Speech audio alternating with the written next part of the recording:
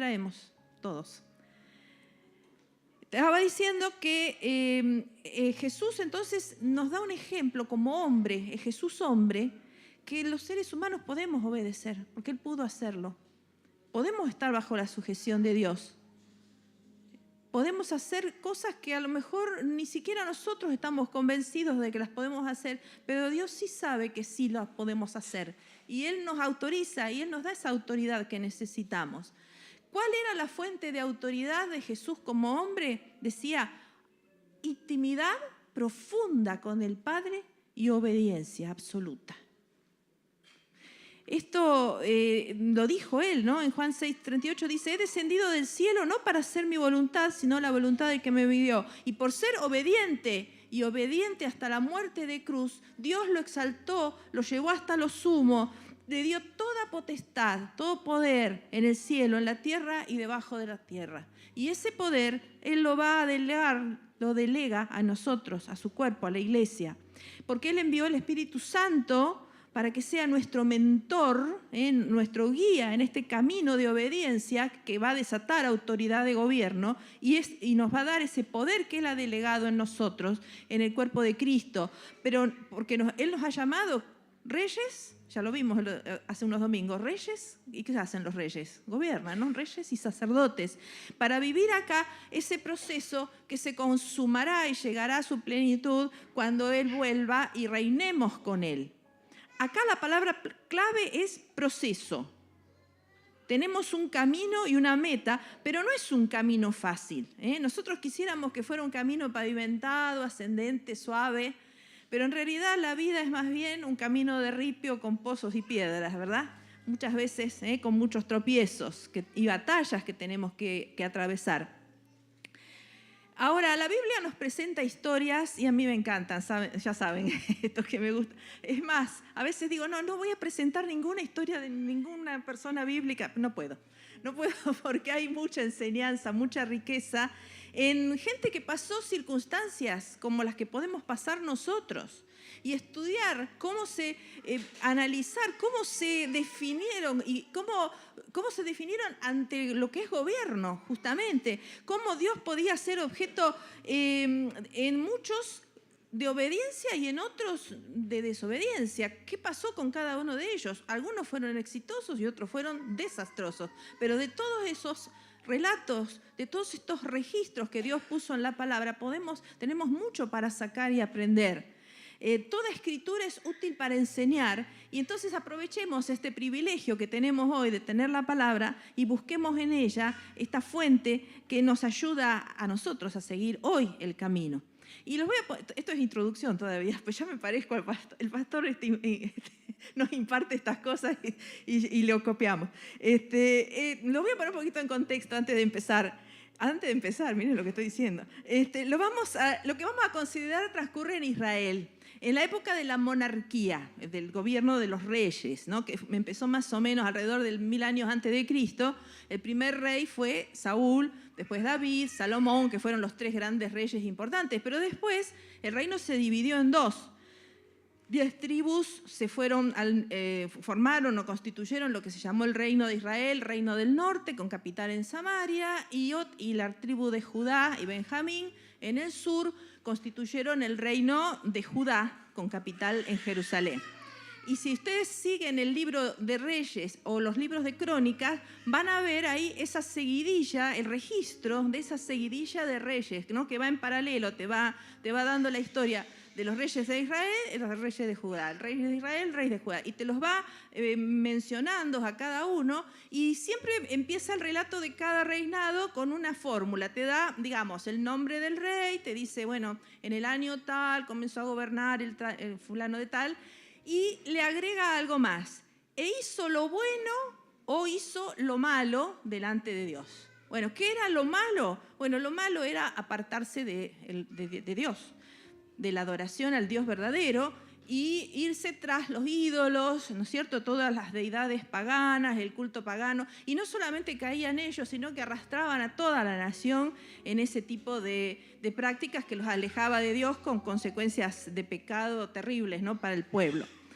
Y por lo contrario, hacer lo bueno era seguir fiel al Señor. Lamentablemente son unos 40 reyes, 20 en el norte y 20 en el sur aproximadamente, y de esos muy pocos, lamentablemente dice que hizo lo bueno. Hay algunas excepciones como Josías, Ezequías o el rey que vamos a ver ahora, pero la mayoría hizo lo malo delante de Dios con consecuencias terribles, porque eso terminó con los dos reinos finalmente, ¿no?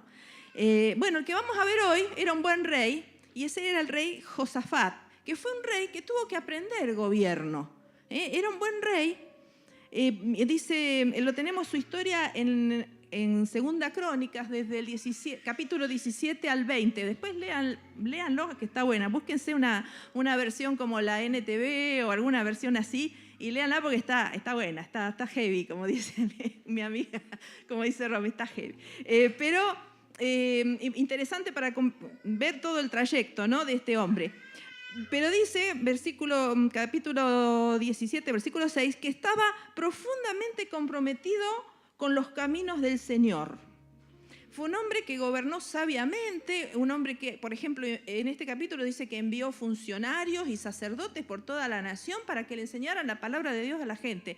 ¿Se imaginan si tuviéramos gobernantes así en Argentina? que difundieran la palabra de Dios por todo el pueblo. Bueno, tremendo, ¿no? Y fue bendecido, prosperado con grandes riquezas, justamente porque había sido fiel al Señor. Era un buen rey, pero cometió un grave error que casi le cuesta la vida. Y aquí vamos a ver el primer punto: adversidades que nos acarreamos cuando no nos sujetamos al gobierno de Dios. Este rey hizo alianza con Acab. Acab era el rey del reino del norte, un rey perverso, lo conocemos, lo hemos mencionado muchas veces, casado con Jezabel, una perversa, una mujer, una bruja, una mujer que hacía ocultismo, que implantó todo el culto, pero degenerado realmente a las deidades paganas. Persiguió a los profetas, mató profetas de Dios, tenía los 400 profetas de Baal, que, bueno, esos que después Elías los degolló a todos, ¿no? ¿Se acuerdan la historia esa? Bueno, ese era el rey Acab, un perverso tremendo, y por una cuestión de buscar paz con el otro reino, se hizo una alianza. Este rey Josafat hace una alianza con Acab, y como se hacía en aquellos tiempos, casó a su hijo Joram con la hija de Acab. Ese matrimonio, esa alianza, después trajo consecuencias. Bueno, es muy largo para contar todo, pero el capítulo 21 de Segunda Crónicas, el reinado de Joram fue un desastre. El tipo mató a sus propios hermanos después. Bueno, cosas que... alianzas que hacemos a veces, decisiones que tomamos a veces, que como influyen después inclusive en nuestras generaciones futuras, ¿no? Bien o mal, para bien o para mal. Pero Josafat quería hacer la voluntad de Dios. En realidad no era un mal hombre, pero toma esta alianza. Acab lo invita, hacen un banquete y le propone que vayan juntos a una guerra contra los sirios. Y bueno, Josafat medio como que quiso, bueno, ¿vieron cuando uno, como dice el refrán, quedar bien con Dios y con el diablo? Que no se puede, bueno. Dice, bueno, pero yo quiero escuchar un profeta de Jehová, ¿no? Bueno, porque, no, para ver cómo nos va a ir en la guerra. Pero Acab le trae los 400 malandras, que eran los profetas de Baal, y le dicen todo lo que quería escuchar Acab, que les iba a ir todo bien, que iban a ganar la guerra, que todo había estado bárbaro. Pero bueno, a Josafat no lo convence y dice, no, pero yo quiero escuchar un profeta de Dios, un profeta de Yahvé o de Jehová. Entonces dice, bueno, tráiganlo a Micaías, pero a Acab no le gustaba porque dice, siempre me profetiza desgracias. Y claro, porque le decía la verdad, que él no quería escuchar. ¿Y qué le dice? Bueno, capítulo 17, léanlo, porque no nos da el tiempo ahora para leerlo todo. La profecía que le dio, el sueño que había tenido Micaías, todo lo que le dijo, y profetizándole que el desastre que iba a ser esa guerra y la muerte de Acab. Entonces Acab agarró, lo mandó poner preso, le dijo, pónganlo a pan y agua hasta que yo vuelva sano y salvo. Y Micaías dijo, si vos volvés sano y salvo, entonces Dios no habló por mí. Así era la relación, así que tremendo esto. Bueno, Josafat escuchó todo esto. Él había pedido la palabra de Dios que se la dé. ¿Para qué? Igual fue a la guerra con el otro. Yo, si soy Josafat, me voy a ir hasta luego, acá, muy bien, mucho gusto, chao, me voy. Bueno, no, él se quedó. Fue a la guerra con sus ejércitos y casi lo matan. Se salvó así, porque el sinvergüenza de Acab dijo, bueno, yo me voy a disfrazar para que no me reconozcan que soy el rey, pero vos andá vestido de rey, nomás andá con los carros, todo bien. Había que ser pavo, digo yo, ¿no te das cuenta que te está poniendo ahí? Faltaba que le pusiera ahí el blanco para que le mandaran un flechazo. Bueno, casi lo matan. Dios lo salvó porque él clamó. Y entonces los sirios se dieron cuenta que no era el rey de Israel y no lo mataron. Y bueno, al final se cumplió la profecía de Micaías, lo matan acá, pierden la guerra y bueno, Josafat pudo volver a su reino, pero aprendió la lección. Ahora el otro día nos recordaba Andrés algo que decía el pastor Kili, las 3D, ¿no? Decisiones determinan destinos. Y acá serían malas decisiones, malas relaciones, ¿no? Que es el gran error de Josafat y de muchos de nosotros, porque nosotros vemos estas historias de hace 3000 años y decimos, bueno, sí, pero el rey, la guerra, pero muchas veces nosotros hacemos lo mismo, en otras circunstancias hacemos lo mismo. Hacer relaciones con alguien tan impío como este, inclusive cuando él volvió, un profeta de Dios lo agarró a Josafat y lo cacheteó, le dijo, ¿cómo se te ocurre tener alianzas con semejante persona tan impía, ¿no? Así que bueno, ahí aprendió él. Pero fíjense que Moisés ya les había dicho mucho antes que no tuvieran ese tipo de alianzas porque era para tropiezo. Y mucho tiempo después Pablo lo dice, ahí creo que está el video, en el PowerPoint, no se unan con los incrédulos en un yugo desigual. Porque ¿qué tiene en común la justicia con la injusticia? ¿O qué relación puede haber entre la luz y las tinieblas? 2 Corintios 6:14. Y este es un principio de gobierno espiritual que aún hoy tiene vigencia, hermanos. No se trata de aislarse en un monasterio, como pensaban en la Edad Media. Esto es no hacer alianzas espirituales que involucren proyectos de vida. Lo decimos siempre para el matrimonio, pero también puede ser para hacer negocios, para hacer asociaciones con personas que no creen, con personas que no tienen respeto ni amor al Señor. De eso se trata. Cuidado con quiénes son nuestras amistades, quiénes son tus influencers, ¿A qué le haces caso? ¿Con quién estás estableciendo estas relaciones? Porque hay una verdadera incompatibilidad, y lamentablemente muchos terminan pagando consecuencias muy caras por no obedecer lo que Dios dice. No se trata de vivir en una burbuja, no hacer como los fariseos que lo criticaban a Jesús porque Jesús se juntaba con los pecadores. Pero a Jesús no se le pegaban los pecados de los pecadores. Al contrario, su influencia, su espíritu vivificante, como nos enseñaba el otro día, ese espíritu de él era el que influía sobre los demás, ¿no? Ahora, sin embargo, un detalle, Jesús también seleccionaba a sus amigos. Fíjense, él se juntaba con todo el mundo, pero sus íntimos no eran cualquiera. Bueno, una buena enseñanza para tener en cuenta de quiénes son realmente aquellos con quienes tenemos comunión. Con quienes tenemos comunión.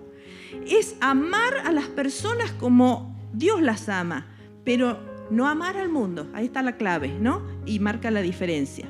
Porque hay muchos casos de buenos hermanos, buenas personas como este rey, que no era mala persona y que amaba a Dios, pero que cayeron en la trampa de asociarse con incrédulos y no les fue bien. Esas relaciones trajeron conflictos, amargura, y Dios no quiere eso para sus hijos.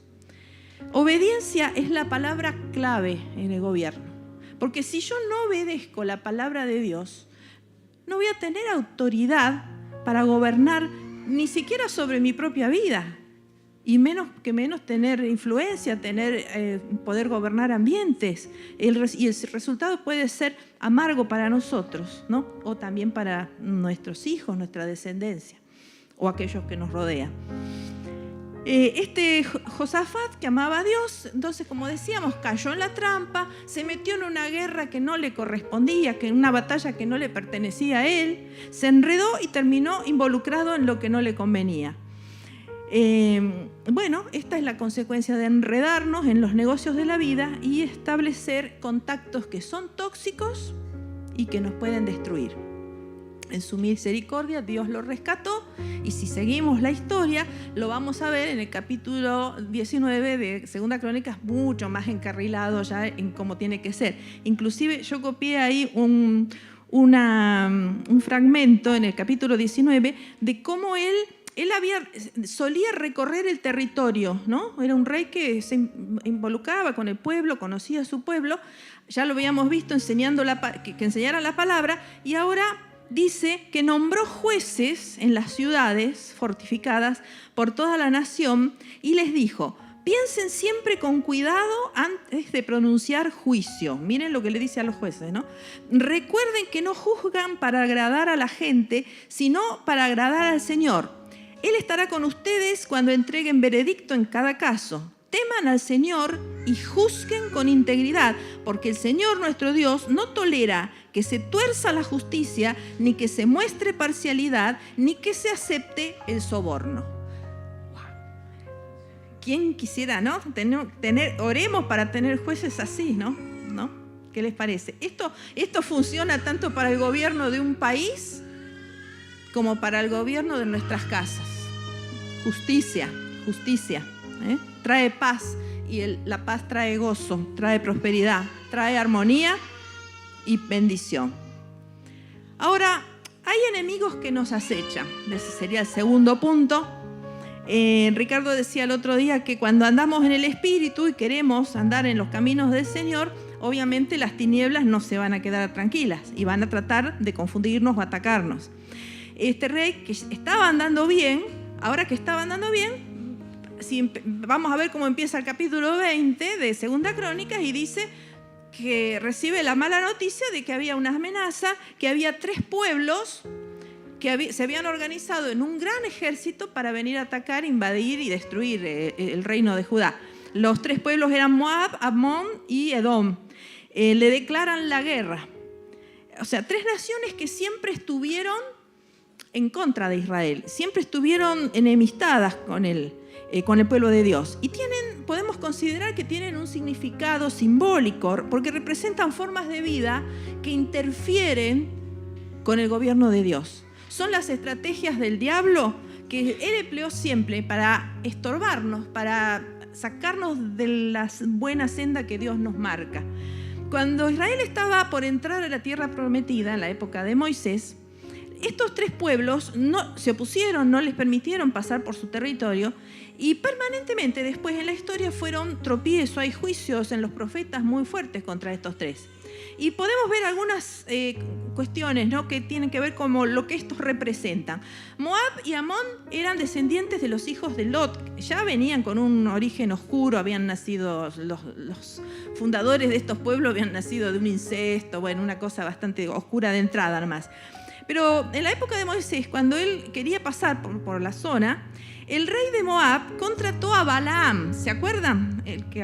Balaam, un profeta corrupto, y lo contrató para maldecir a Israel. Como Dios no se lo permitió, por izquierda, este Balaam le aconsejó al rey de Moab que infiltrara mujeres que insertaran idolatría y promiscuidad en Israel, con el propósito, es decir, como una especie de espionaje, ¿no?, con el propósito de que Israel se alejara de Dios, ¿no?, como meterle un virus ahí al pueblo, para que se alejara de Dios y que perdiera la cobertura que Dios le estaba dando, y así poder destruirlo. Miren qué sádico, qué dañino, ¿no?, qué cínico. Bueno, no funcionó, gracias a Dios no funcionó, pero esto ya nos muestra una estrategia del diablo, ¿no?, de meter cosas que entorpecen, que contaminan. En este caso, fornicación, impureza sexual. Si leen la historia de Balaam, lo pueden encontrar ahí. Tentaciones por mirar y desear y codiciar el cuerpo ajeno, porque no tenían pornografía en las redes como hay ahora, o en la televisión o en el cine, pero lo hacían en vivo y en directo. O sea, ponían las bailarinas ahí y ya listo, ¿no? O sea, esto es tan viejo como el mundo y estaba ahí vigente. Y estas mujeres se metieron, se involucraron en el pueblo y bueno, y habían empezado, las mujeres se metieron, pero porque las dejaron entrar. O sea, en este pueblo que algunos débiles, mirando lo que no debían y buscando lo que no debían, ya estaban entrando a también meterse estas ideologías que eran extrañas a lo que Dios quería que ellos vivieran.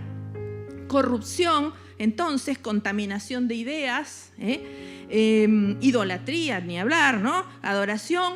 Y hay, ojo, idolatría, como ya lo hemos explicado muchas veces, no es solamente adorar una estatuita, que hoy mucha gente todavía lo hace, es adorar cualquier otra cosa que esté en lugar de Dios. Cosas que inclusive pueden no ser malas en sí mismas, es más, pueden ser muy buenas, pero si están en lugar de Dios, son idolatría. Llámalo desde un equipo de fútbol, un conjunto musical, tu carrera, tu familia o inclusive el ministerio.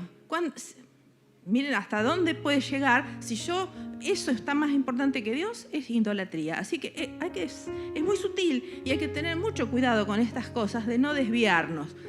Y otra de las cosas que habían introducido también estas mezclas ahí que no tendrían que estar es el ocultismo, que es algo terrible que está en nuestra sociedad. La brujería sigue vigente, la adivinación por las cartas, el horóscopo, hasta mirar el horóscopo, la buena suerte y un montón de otras cosas, los amuletos, toda esta porquería, porque no sé, perdón, pero no se me ocurre otra palabra, que realmente contamina nuestra sociedad, creencias que están queriendo controlar el universo con fuerzas que no son las de Dios. Bueno, ¿a qué fuerzas recurrimos si no son las de Dios? Por otro lado estaba el pueblo de Edom, que fíjese lo que dice, eran los descendientes de Esaú, este otro pueblo. Y Hebreos 12:16 dice de Esaú, el fundador de este pueblo, no sea que haya algún fornicario o profano como Esaú, que por una sola comida vendió su primogenitura.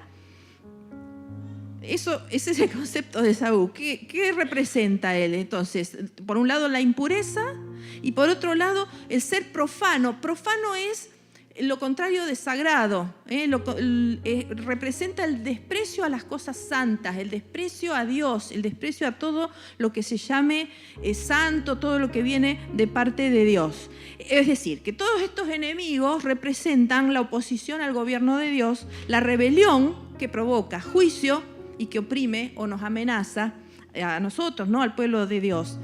Todas estas actitudes vienen de las tinieblas y se pueden manifestar de distintas maneras para perturbarnos. Por un lado puede ser, bueno, como dice ahí, distracción o desidia. Eso le pasó al rey Josafat cuando estuvo ahí distraído, digamos, en la primera parte de la historia que vimos. No prestar atención, ¿no? Dejarnos llevar sin considerar las advertencias del Señor. Hoy podemos estar rodeados por innumerables estímulos. Recién el pastor nos decía hacer ayuno de celular, y realmente, porque hay un montón de redes, estímulos por todos lados, noticias, información ya que nos abruma, porque fíjense el caso de este pobre chiquito que desapareció.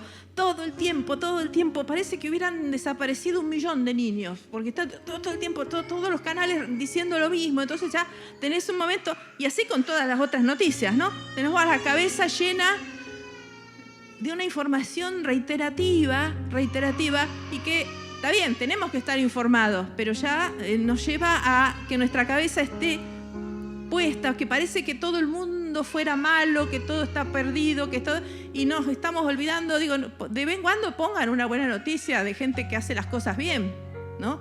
Eso no sale muy seguido, ¿no?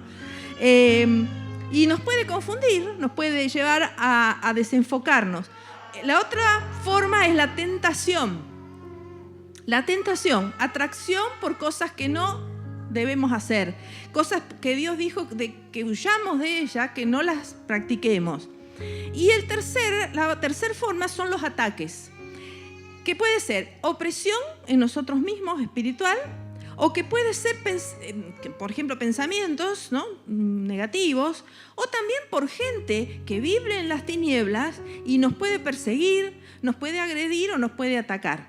Y a Josafat, justamente en este capítulo lo vemos, que se le avecinó un ataque. No era algo que él había buscado, no era algo que él provocó, pero es el caso de cuando viene la presión de afuera, para destruirnos, o cuando suceden cosas que nos llenan de angustia, ¿no?, que nos asustan o que nos hacen mal, que nos oprimen o nos quitan la paz de distinta manera. Ahora bien, cuando Dios pelea nuestras batallas, que era el título de la palabra de hoy, esta vez se vuelve a enfrentar Josafat a una guerra, pero ahora lo hace de una manera muy distinta porque dejó que Dios gobernara la situación. Dice el versículo 3 del capítulo 20, Josafat quedó aterrado por la noticia y le suplicó al Señor que lo guiara. También ordenó a todos en Judá que ayunaran. Tenemos ayuno, ¿no? De modo que los habitantes de todas las ciudades de Judá fueron a Jerusalén para buscar la ayuda del Señor. Estaba aterrado, dice, amedrentado. Obvio, es la reacción que todos tenemos frente a un ataque. Imagínense que estos semejantes 3 pueblos venían a atacar. Era como que arrasaban con todo. Nosotros todos tuvimos esas noticias del 7 de octubre de lo que pasó en Israel. Eso es una muestra de un botón de lo que era eso. Así eran, así eran. Solo que tenían otro tipo de armas, pero era lo mismo. Venían, se metían en las casas, barrían con todo, violaban a todo. O sea, era así. Así que lo que se le venía encima a Josafat no era una pavada, era realmente una situación muy angustiante. Y nos puede pasar estar angustiados nosotros hoy también. Un mal diagnóstico, hermanos. Una internación nuestra o de un familiar, y ha habido casos acá, ¿no? Enfrentarse a la muerte, perder el trabajo, la destrucción de nuestros bienes, ¿no?, que nos roben o que se queme o que pase algo en nuestra casa o con nuestras cosas, conflictos graves en la familia, con los esposos, los hijos, situaciones que nos ponen en peligro o que nos acosan. Podemos pasarla todos, Ahora, aún con miedo, Josafat pudo gobernar su propia alma. No dejó que las emociones lo dominaran. ¿Y qué hizo? Clamó al Señor. Lo que tenemos que hacer cuando estamos en situaciones. Clamó al Señor, pidió la dirección y gobernó también con sabiduría su entorno, el ambiente, a la gente, porque llamó al pueblo también a ayunar y a clamar al Señor. Levantó ese ayuno y todos buscaron la ayuda en quien debían realmente buscarla. Entonces dice que Josafat, versículo 5, Josafat se puso de pie ante la comunidad de Judá en Jerusalén frente al nuevo atrio del templo del Señor, en donde estaba la presencia del Señor, y oró diciendo: Oh Señor, Dios de nuestros antepasados, solo tú eres el Dios que está en el cielo. Tú eres el gobernante de todos los reinos de la tierra. Tú eres fuerte y poderoso, nadie puede hacerte frente. Después le empieza a recordar a Dios todas las proezas que él hizo con el pueblo de Israel y que mire la amenaza que están recibiendo. Y en el versículo 11 sigue: han venido para echarnos de tu tierra, la cual nos diste como herencia. Oh Dios nuestro, ¿no los vas a detener? Somos impotentes ante este ejército poderoso que está a punto de atacarnos. No sabemos qué hacer, pero en ti buscamos ayuda. Es tremenda la actitud que tiene Josafat en esta oración. Realmente es una lección de cómo interceder. Él no empezó quejándose ni pidiendo. Elevó primero alabanza al Señor, reconoció la grandeza de Dios. Después dio testimonio recordando las cosas que Dios había hecho. Y habíamos dicho que testimonio es Dios lo volverá a hacer. Y clamó por justicia y reconoció humildemente su debilidad. Dice en el versículo 13: mientras todos los hombres de Judá estaban de pie ante el Señor. Este es yo creo que es el núcleo, el pasaje. Después voy a leer en casa esta parte, por lo menos. Mientras todos los hombres de Judá estaban de pie ante el Señor, junto con sus esposas, sus hijos y aún los niños pequeños. Interesante esto, ¿no? Porque hoy hablábamos recién, los chicos, cómo están absorbiendo y cómo están clamando delante del Señor y cómo ellos también entienden y cómo ellos también adoran al Señor. Así que estaban todas las familias ahí de pie delante del Señor. Y dice, entonces, el Espíritu del Señor vino sobre uno de los hombres allí presentes, que se llamaba Jaasiel, que dice que era un levita, o sea, un sacerdote, y era un descendiente de Asaf, que Asaf había sido un salmista, y que tenemos varios salmos de Asaf en el libro de los Salmos, un salmista de Dios. Y él dijo: escuchen, habitantes de Jehová y de Jerusalén, escuche, rey Josafat, esto dice el Señor: no tengan miedo, no se desalienten por este poderoso ejército, porque la batalla no es de ustedes, sino de Dios.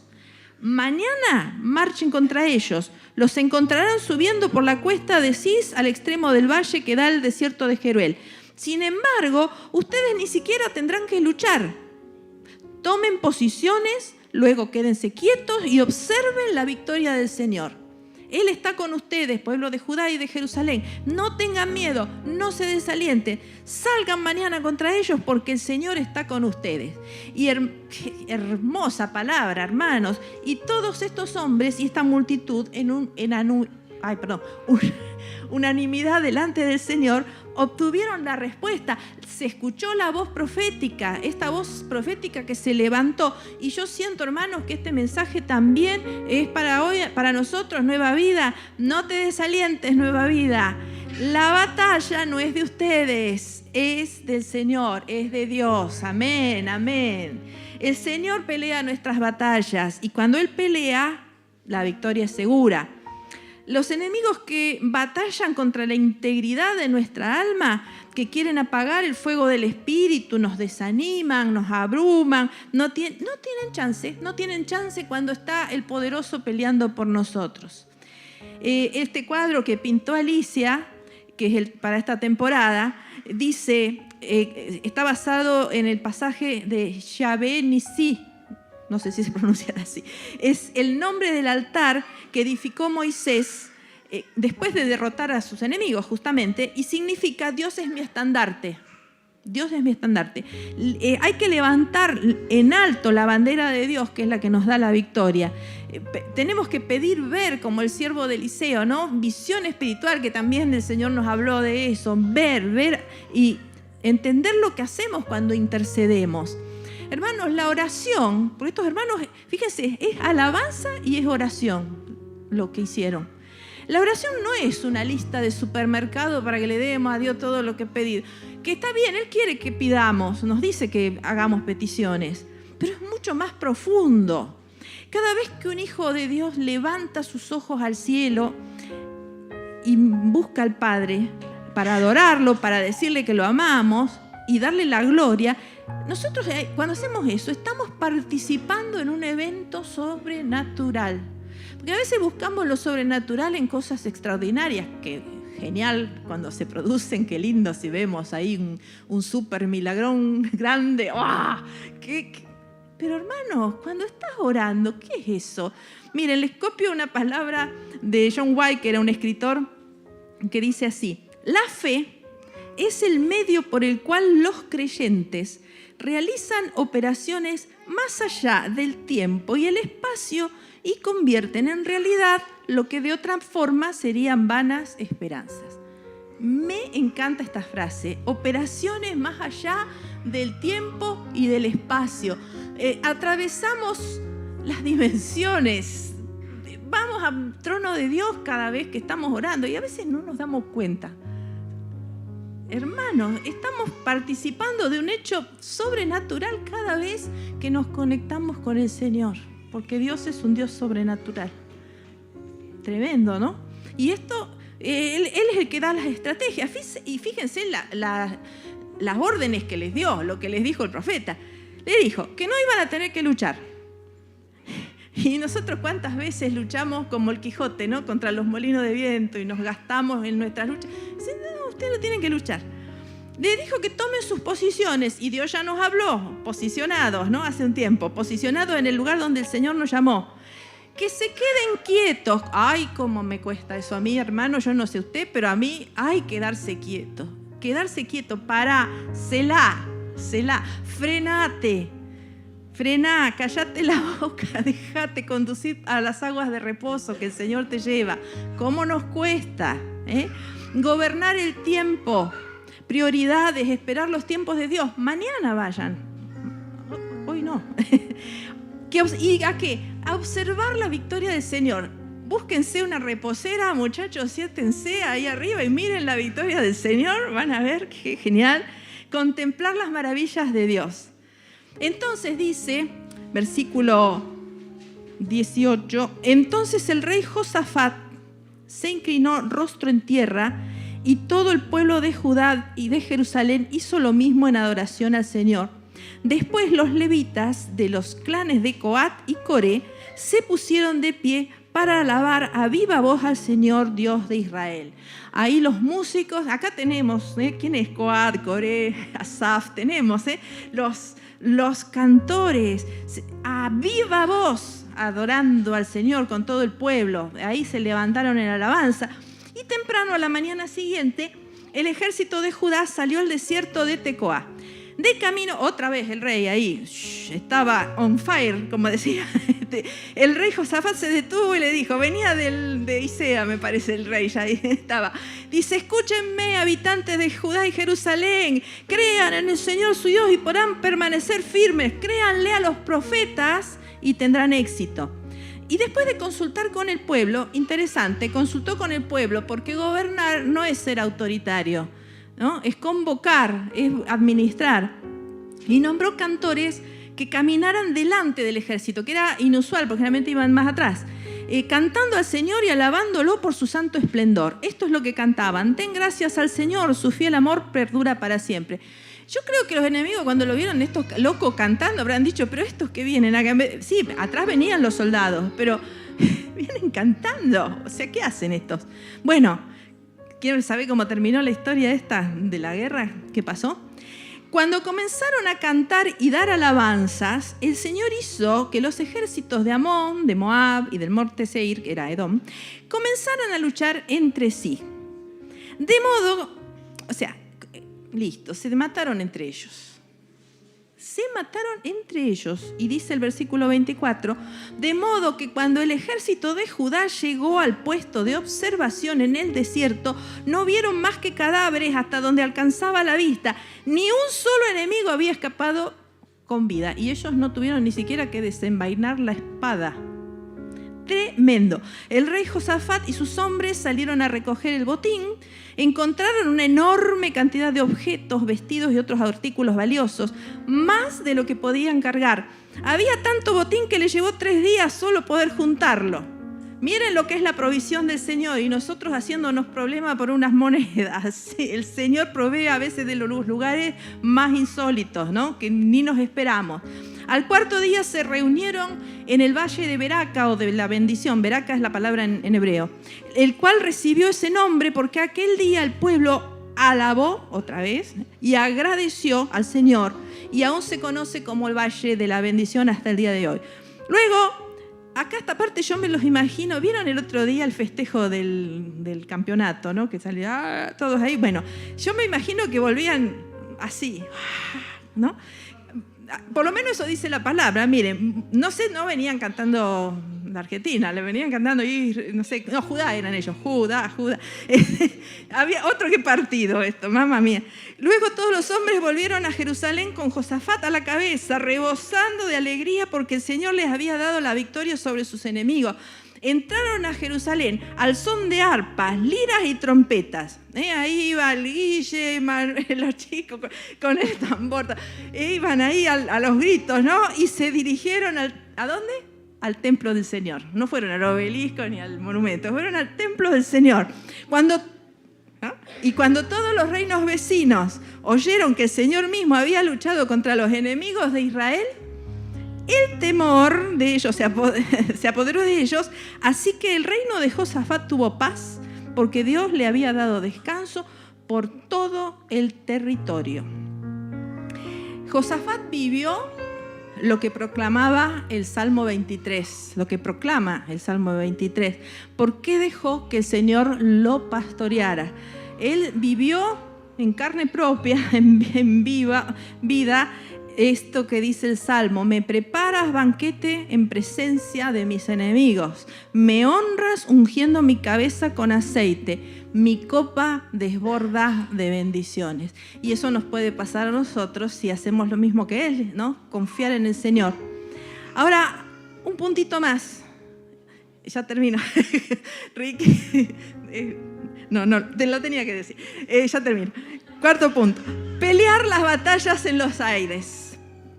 Esto nos decía el otro día también el pastor, para que vea que yo le presto atención a lo que predica el pastor. Pelear batallas en los aires. ¿Qué es esto? Es lo que hizo Josafat con su pueblo. En el momento que clamaron al Señor, ayunaron, se arrodillaron, y su oración y su alabanza atravesó el tiempo y el espacio para llegar al trono de Dios, ahí ganaron la batalla. No fue con la espada, no fue en el campo, no, ahí, de rodillas se ganó la batalla. Qué lección para todos, ¿eh? Ojo que yo no lo digo para ustedes solo, me lo digo a mí misma. Las batallas espirituales y también materiales se ganan de rodillas delante del Señor, en alabanza, en clamor y en oración.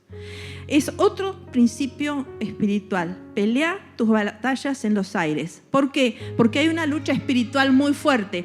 Dice Efesios 6:12, pues no luchamos contra enemigos de carne y hueso, sino contra gobernadores malignos y autoridades del mundo invisible, contra fuerzas poderosas de este mundo tenebroso y contra espíritus malignos en los lugares celestiales.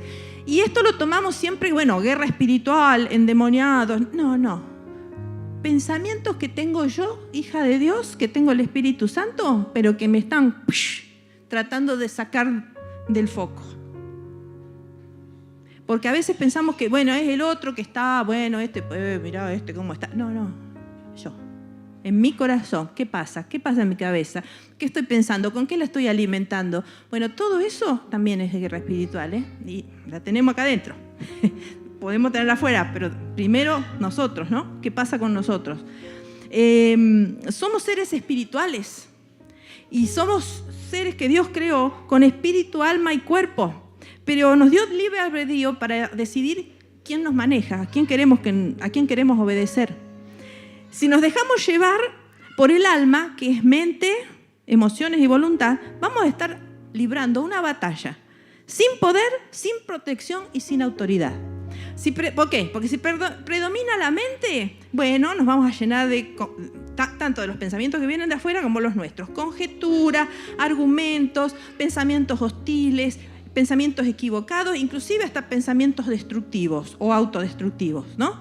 Si predominan las emociones, que son las que nos controlan, podemos caer en dos extremos. O nos vamos hacia pasarnos de estrés, o ser agresivos, o nos vamos al otro extremo, depresiones, sentirnos desanimados. Y si solo actuamos con nuestra voluntad, pronto nos vamos a dar cuenta lo débil que es. Prueben a hacer una dieta y me van a contar. Por ejemplo, y es un ejemplo pavo, pero vale, ¿no? Intentamos hacer cosas, queremos inclusive llevar un ministerio en la iglesia a pura voluntad, a pura fuerza nuestra, y cansancio, no llega un momento que no lo vamos a poder hacer, no lo podemos sostener. Pero si el alma se alinea con el Espíritu y aceptamos la guía del Espíritu Santo, el caos deja lugar a una vida de plenitud ilimitada. Si quieren pasar los músicos. Gobernar nuestra alma requiere gobierno del carácter. ¿Nosotros queremos tener el carácter de Cristo? que sea formado en nosotros. Y bueno, pero algunos se puso a pensar, ¿y cómo es el carácter de Cristo? Bueno, lo dice la Biblia. Gálatas 5, 22, 23 habla del fruto del Espíritu y menciona 9 cualidades de ese fruto, que son amor, gozo, paz, paciencia, benignidad, bondad, fe, mansedumbre y templanza. Ese es el carácter de Cristo. En Él ese fruto estaba al 100%, en toda su plenitud. Ahora, si me examino a mí misma o se examinan ustedes, ¿cuánto tenemos de esto? ¿Hasta qué porcentaje? ¿10%? ¿Hasta dónde llegamos? ¿Hasta dónde se formó ese carácter de Cristo en nosotros? Y tengo que dejar que el Espíritu Santo vaya limpiando, vaya podando y me vaya conduciendo a ser más parecida a Él. Pero tengo que dejar. Josafat pudo ver la victoria del Señor porque era un hombre profundamente comprometido, dice, con los caminos del Señor. ¿Cometió errores? Sí. Pero aprendió también, ¿no? Se dejó pastorear, escuchó la palabra, obedeció las instrucciones del Señor. No se quedó estancado por lo que le salió mal. Ay, qué mal, que estuve mal, me fui con Acab, qué mal que... No, siguió el camino. Se levantó porque Dios le mostraba algo mejor. Entonces eso le dio sabiduría, poder para gobernar, en primer lugar, su propia vida y también a ese pueblo que él tenía a su cargo. Y cuando llegó el momento de la adversidad, pudo enfrentar la batalla porque era Dios el que peleaba por él. Ahora, en la Escritura podemos encontrar muchos casos similares, ¿no? De personas que tuvieron que pasar situaciones muy difíciles, muy complicadas, y que el Señor estuvo ahí porque ellos sabían quién era el que peleaba por ellos. Nosotros hoy vivimos este tiempo con la expectativa, esperando el regreso del Rey, ¿verdad? Pero Él primero tiene que ser Rey en mí. Él tiene que reinar. Hoy el Rey puede estar en tu vida. Hoy el Rey tiene que ser el que reina en tu vida. Necesitamos gobierno espiritual primero en nosotros para ser como Él y que su propósito se cumpla en tu vida, en mi vida y también, por supuesto, ¿no? En la iglesia. Posicionados y expectantes en oír su voz para obedecerle. Comprometidos profundamente en caminar con Él. La pregunta es entonces, ¿quién gobierna tu batalla? ¿Quién gobierna mi batalla? ¿Contra qué te estás enfrentando? Porque no me va a decir que ninguno tiene problemas, está todo. Y a veces hay días que sí, que nos levantamos y todo sonríe, ¿no? Pero todos enfrentamos batallas. ¿Qué conflictos hay en tu vida que no podés resolver? ¿O te está costando? ¿Estás obedeciendo la voz del Señor o dentro tuyo todavía hay rebeldía? ¿Hay hábitos, pensamientos, reacciones que no podés dejar? Yo tengo, no sé ustedes, pero muchas cosas. ¿Estás luchando con preocupaciones, miedos, cosas que te superan? No dejes lugar al alma, que sea el Espíritu el que gobierne todo eso. No a las influencias tóxicas, buscar la influencia del que puede ganar esa batalla por vos. No des lugar a pensamientos que no son de Dios. Deja que Él domine y vaya trayendo una paz que sobrepasa todo entendimiento. Que sea Él el que pelee tus batallas. Deja que sea Cristo el que calme tu tormenta. Que su poder sea el que te lleve a aguas de reposo. Pertenecemos a un reino que es eterno y tenemos un Rey que es glorioso, poderoso y que nos ama profundamente y que pelea nuestras batallas. Y no lo dudes, hermanos, siempre, cuando Él pelea las batallas hay victoria.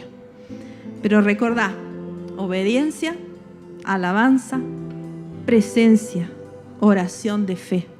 Dejemos que su Espíritu complete en nosotros la obra y que su carácter se siga formando en nosotros para que cuando Él venga nos encuentre listos, con la bandera en alto y preparados para reinar con nuestro Señor para siempre. Amén. Sí. Señor, te damos gracias porque podemos tener este defensor que nos lleva a quitarnos del medio a nosotros mismos y poner paz, poner soluciones reales a nuestra vida. Vencer esas batallas que tan dura nos parece y que para vos, Señor, en un momento, en un segundo, en un soplo, pueden ser llevadas a victoria, porque tu mano no se detiene y está para bendecir a tus hijos, para llevarnos a ese reino que tú quieres poner en nuestra vida. Señor, que seamos capaces de dejarnos que vos nos gobiernes. Dejar que nuestros pensamientos sean gobernados por vos. Dejar que nuestra vida completa y entera sea llevada a esos lugares celestiales donde vos querés llevarnos. Bendice a Nueva Vida, Señor. Bendice a cada hermano, a cada hermana, a cada niño, Señor. Bendice a las nuevas generaciones que se están formando y se están levantando como guerreros espirituales. Ayúdanos a nosotros, los mayores, a ser ejemplo, a ser fuertes en ti, a fortalecernos cada día en nuestro espíritu. Ayúdanos a tener ese hambre y esa sed de buscarte en la intimidad, en el momento devocional, en el momento de búsqueda, que es tan hermoso cuando nos encontramos con vos. Bendice a cada uno de nosotros, Señor, y no nos dejes que nos equivoquemos. Y cuando nos equivoquemos, levantanos, por favor, Señor. No nos dejes. Sabemos que tú nos dejas tirados, pero, Señor, ayúdanos a levantar, ayudar a levantar al que está caído, para que todos juntos podamos acceder a ese reino de gloria que solamente se puede encontrar en tu mano, en tu camino. Gracias, Señor, te amamos, te bendecimos en el nombre de Jesús.